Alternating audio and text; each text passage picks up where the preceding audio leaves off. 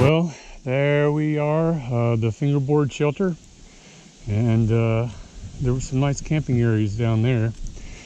I had to walk down there and all the way half a mile to Lake Tiarati to get water. I was going to do that last night, but by the time I got my hammock and stuff set up, it was almost dark and I was wiped and very hungry, and I had enough water to get me through the night, so I elected to do that this morning. So I did that. It was a 200-foot change in elevation, going down and coming back up. And so once I got, not to mention was I starved this morning, let me tell you. So anyway, I got back up this morning about 9:30 to where I camped from getting water. And I sat down and made myself breakfast. And I had a very nice leisurely breakfast. I'll insert some still photos of that and Lake Tiarati because I forgot to do any recording on the GoPro. And you know, I had an extra cup of coffee and I sat there, and a southbound through hiker from the Appalachian Trail came by, said hello, and started talking, and so we talked for a while. His trail name was Soul Catcher, or excuse me, Soul Captain. He seemed like a really nice guy, and it turns out he grew up in close to where I did in Tennessee, so nice to see a kindred spirit from the south. So anyway, I wish him the best, and he started out from Mount Katahdin and he's making his way down to Georgia, so he's got a ways to go. Anyway, I'm starting out now. I'm gonna head down the Appalachian Trail to Route 17, and then I'm gonna call a car and then go to the train station and head home. So I'll do some updates along the way for any exciting sights. There's one interesting spot called the Lemon Squeezer, which should be interesting. I wonder if I can get by through that with my backpack. Anyway, we shall see. So we're off. Well, here we are back to the AT, just above fingerboard shelter, and as you can see there on the rock is a blaze. We have the AT, and I forget which trail that is. So we're going that way along the white blazes, and the trail is for the most part downhill today with some ups, but mostly downhill. Well, here we have a bunch of rocks. It looks like somebody just sprinkled rocks down here. I have a feeling that this was pretty much a watershed, and that this is a creek bed. But like most of the creeks in this area or in this park, they're never running anymore. But I can imagine when the glaciers were melting that there were massive amounts of water coming through here, and they would leave deposits like that. So I guess maybe you could say that that's a glacial moraine in a way. But anyway, I just thought that was interesting. Wanted to share. Of the glaciers, this is an interesting area. I just came down off that mountain a little further down, and I'm gonna have to do a rock climb here pretty soon. get back up onto the next mountain. But nature's grand.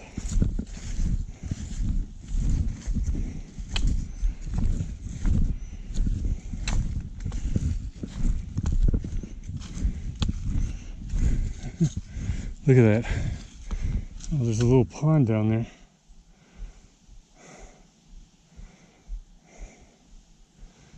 Yeah, if I was desperate for water, I don't know if I would bother, since that's standing water.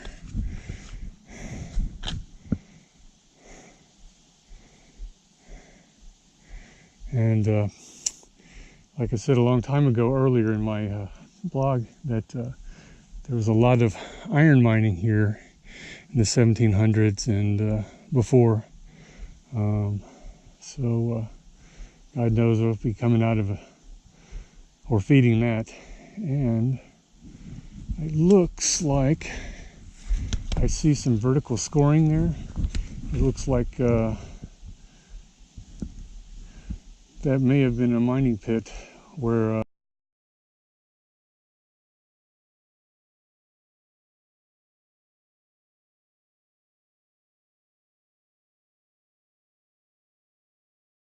GoPro, turn off. GoPro, turn off.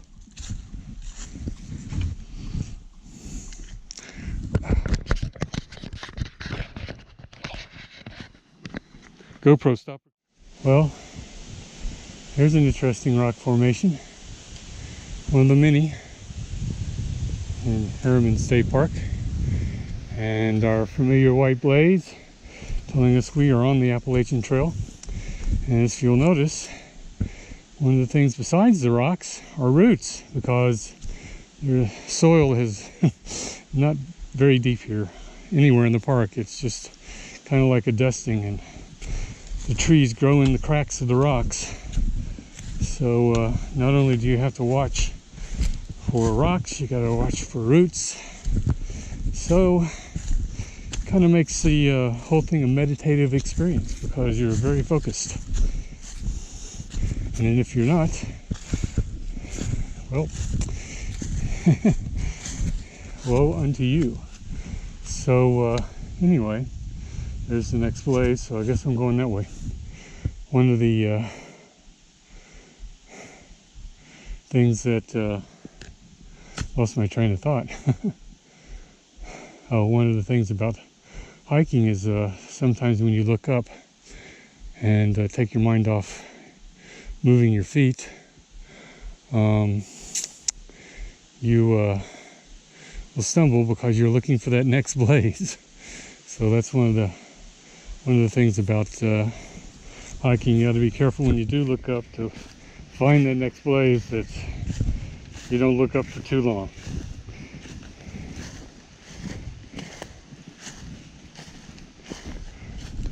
Well, here we have a root scramble. There's our next blaze on the AT, and there are all the roots, as you can see. Looks like fun. I came by this way yesterday going up the fingerboard, and not long after this, there is a downhill down a bunch of rocks. It's pretty steep, and that'll be fun too. So anyway, here we go. Pick our way through the roots, and I got off trail a little while back, and coming down another long downhill, and I just kept going when the trail turned, and I missed the double blaze to let me know there was a turn, if there was one. But luckily I was able to navigate my way back onto the trail. I probably only lost maybe 10 minutes, but I had to walk uphill further than I would have wanted. But that's the breaks. So, well, this is the long down uphill that I went up yesterday. I didn't record, and I'm not going to record going down it, but maybe just a little ways. It was fun going up though.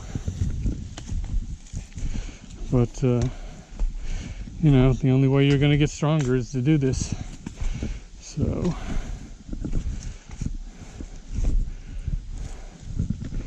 anyway, it turns into like a tree tunnel there, through there. So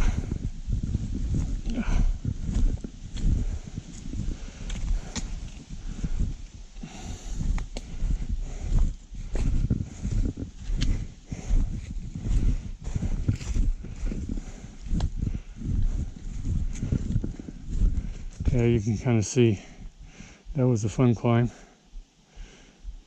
but hopefully it won't be as bad going down. Well, here we are back at the intersection of the Appalachian Trail and the Long Path. So we are headed now to the Lemon Squeezer, which is 0.6 miles, and then to Island Pond Road, and to Elk Pen, and to Route 17. And we're going to stop there at the Angry Grind. We're going to save the Angry Grind for the spring in March. So that's the plan. And anyway, if we wanted to go to Mount Katahdin from here, that's 793 miles on the Appalachian Trail. And if we wanted to go to Springer Mountain, Georgia, where the trail begins, that's 1,365 miles. Sounds like fun.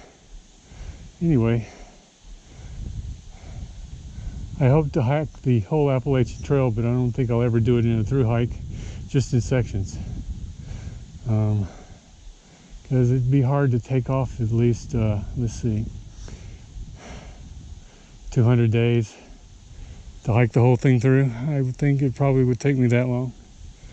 So anyway, off we go to the Lemon Squeezer and see what that's all about. Hopefully I won't be reduced to pulp.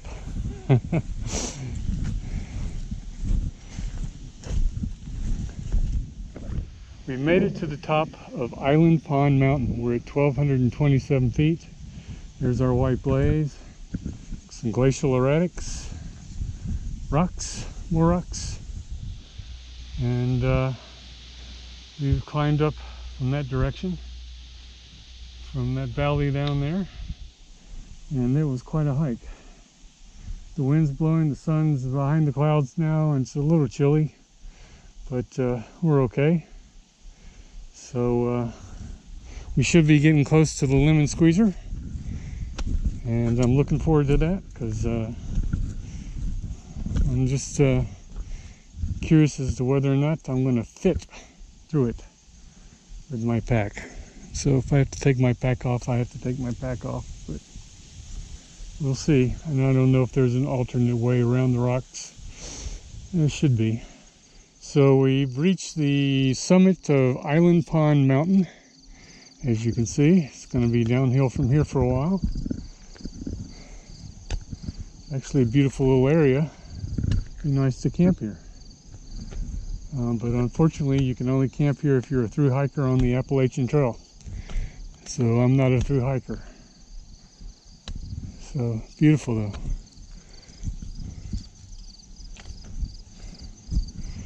So the last I looked, we were 1,287 feet.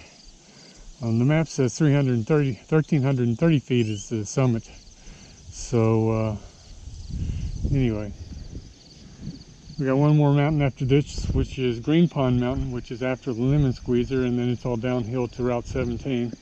So I think about 2.5 more miles from here, and then we'll be headed home. I'm thinking since I'm not going to catch the 4 o'clock train, and the next train after that I think is at 9 something, I'm going to have to take the last train from Sloatsburg and have a dinner. So I definitely will be hungry by the time I get there. Anyway, so onward. I'm taking my pack off. So anyway, here we go. So as you can see, it's not exactly going to be a piece of cake, but we'll take it very slowly. So onward, GoPro.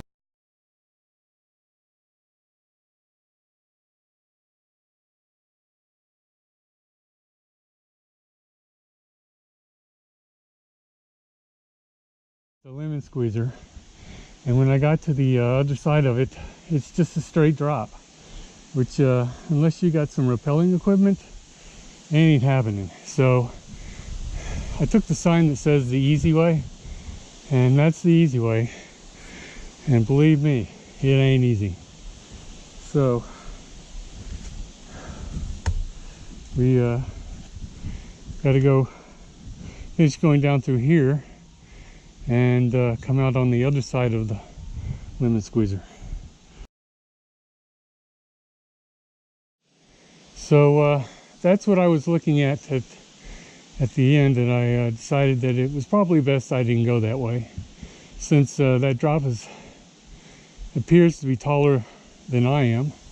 So I don't think I'm ready to drop that far with the 50-pound pack, and or even taking it off and then doing it. Just no way. So the easy way, the blue hash is going down what I just showed you, is the only real way to do it, unless you're a billy goat. And so anyway, so now we have to negotiate the rest of this, which is this. So